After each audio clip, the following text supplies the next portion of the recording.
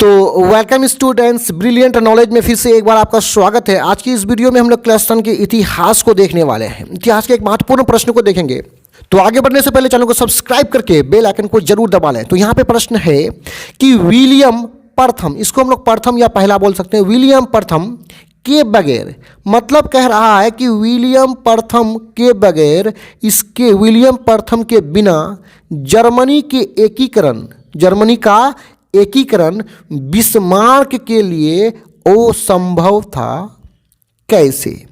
मतलब हमें ये बताना है कि यदि विलियम प्रथम नहीं होता, इसके बगैर बिस्मार्क के लिए जर्मनी का एकीकरण करना क्या था? असंभव था, बहुत ज़्यादा मुश्किल था।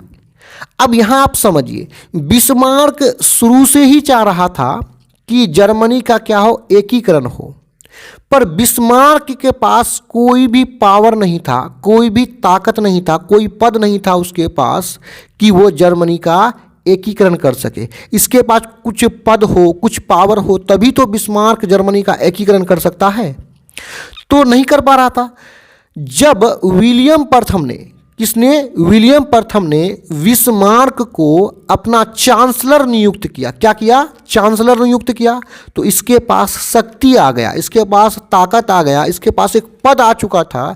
इसके बाद इन्होंने जर्मनी का एकीकरण किया। यानी स्पष्ट है, यदि विलियम प्रथम बिस्मार्क को चांसलर नहीं बनाता तो जर्मनी का एकीकरण बिस्मार्क नहीं कर पाते। यानी बिना विलियम प्रथम के बिस्मार्क जर्मनी का एकीकरण नहीं कर पाते। अब यहाँ पे जो एक शब्द आया है कि जर्मनी का एकीकरण का मतलब क्या हुआ? देखिए, जर्मनी पहले छोटे छोटे राज्यों में बटा हुआ था और सभी राज्यों पर अपना अपना शासन था, अपना अपना सरकार था।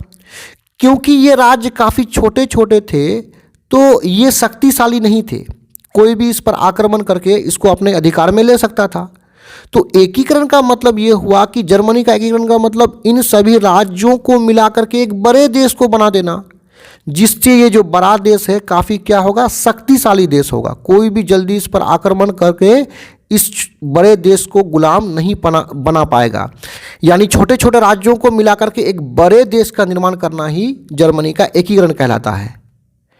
तो यहाँ पे उत्तर में देखिए, विलियम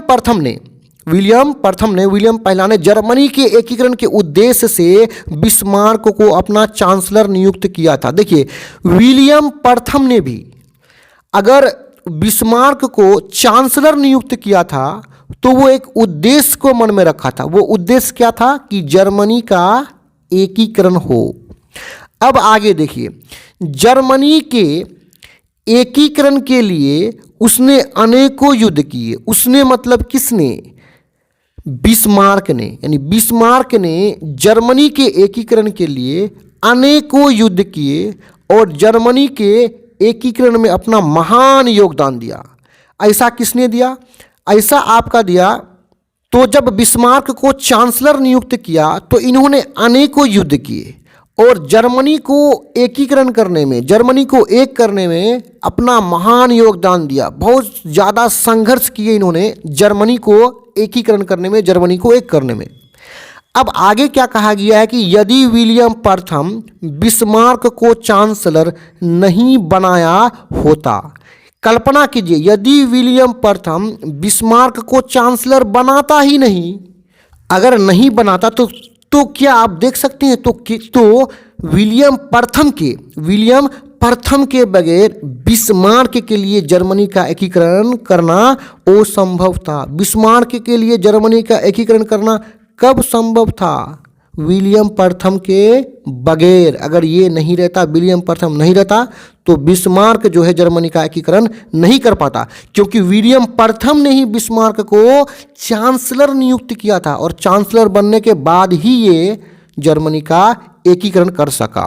तो यहाँ पे वीडियो समाप्त होता है। डिस्क्रिप्शन में और भी वीडियोस के लिंक है। धन्यवाद।